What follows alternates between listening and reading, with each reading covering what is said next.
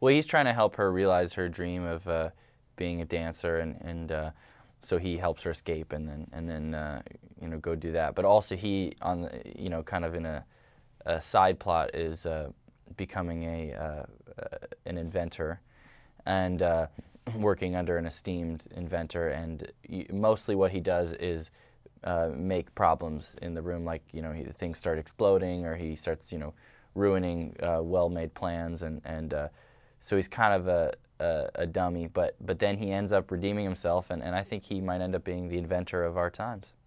Well, I had never done it before, so honestly I didn't know what to expect, and I talked to other actors who had done it before, and I think, you know, really there's just a level of giving in and saying, you know, I'm willing to go completely over the top and be wild and free and have fun, and you know, in a certain way, it ended up being one of the most free experiences I've had acting, because there's really no, you know, there was just no limitations. You know, you can kind of go in any direction.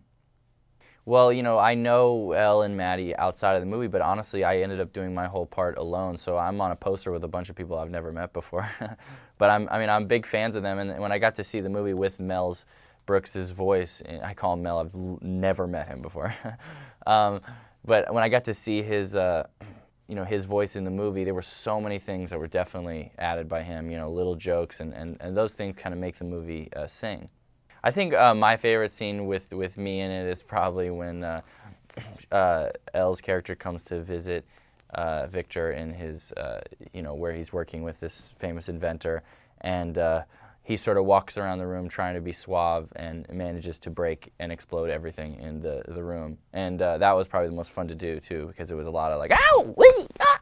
You know, a lot of those.